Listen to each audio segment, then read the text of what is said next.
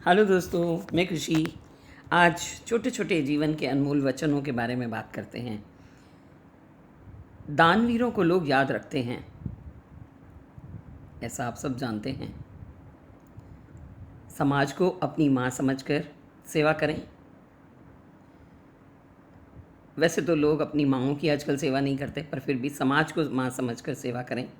जो अपनी माँ की सेवा करते हैं या अपने समाज को माँ समझकर उसकी सेवा करते हैं। वैसे तो हमारा समाज गऊ को भी माँ, धरती को भी माँ और नदियों को भी माँ, हर चीज़ को सरस्वती, लक्ष्मी, दुर्गा, माँ, सब माँ माँ कहते हैं, क्योंकि सबसे पवित्र और सबसे शक्तिशाली शब्द होता है माँ। जो आप हमेशा कभी सुनेंगे, किसी ने कहा होगा कि आपको दुआ मांगने की ज़रूरत नहीं है, आप सिर्फ़ ये दुआ मांगिए कि मेरी माँ की दुआएं कबूल हो जाएं।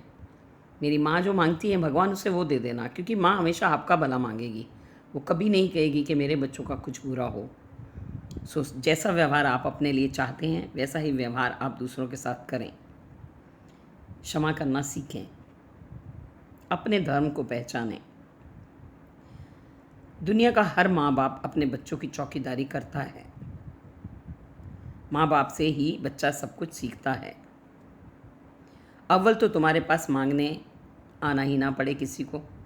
यदि कोई आ ही गया है तो मांगने के लिए मजबूरी के कारण उसे दे दें, वरना उसे ऐसा मत बोलिए चल आगे चल, क्योंकि ये अगले जन्म में आपको भी सुनना पड़ेगा।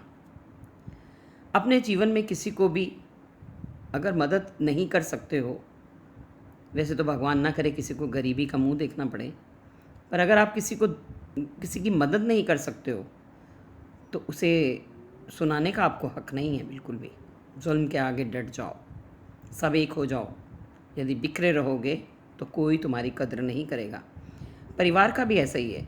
अगर आप आपस में ही एक दूसरे को ब्लेम करते रहेंगे या जेलस करते रहेंगे, या ऐसा मैंने घरों में भी देखा है, बहन भाइयों में तो होता ही है, ये तो जन्म जन्मांतर से हो रहा है। लेकिन आजकल बच्चे, मतलब मेरे को एक चीज़ समझ में नहीं आती समाज में, कि बेटियां वही बेटियां होती हैं, वो अपनी माँओं की भी इज़्ज़त कर लेंगी और अपने पतियों से भी करवा लेंगी, लेकिन बेटे ना तो अपनी माँ की इज़्ज़त करवा पाते हैं और ना खुद करते हैं। मुझे ये चीज़ बड़ी खलती है कभी कभी समाज में। मेरा वो नहीं है, लेकिन ये समाज की बहुत सारी माताओं की शिकायत रहती है। खैर, सास बहू का तो रिलेशन ही ऐसा है जिसके ऊपर जितना कहा जाए उतना कम है। बड़ा प्यारा सा खट्टा मीठा सा रिलेशन होता है, लेकिन फिर भी मैंने देखा है कि बेटियां अपने माता पिता की कद्र कर लेती हैं। अपनी माँ को समझेंगी, उसकी फिर भी माँ की हमदर्दी कर लेंगी एक बार को। पर वही बात है कि महिलाएं महिलाओं की दुश्मन भी हो जाती हैं, चाहे वो सास बहू रहें या फिर बहनें बहनें, कहीं पे देवरानी जेठानी, कहीं पे कुछ, ऐसा चलता रहता है।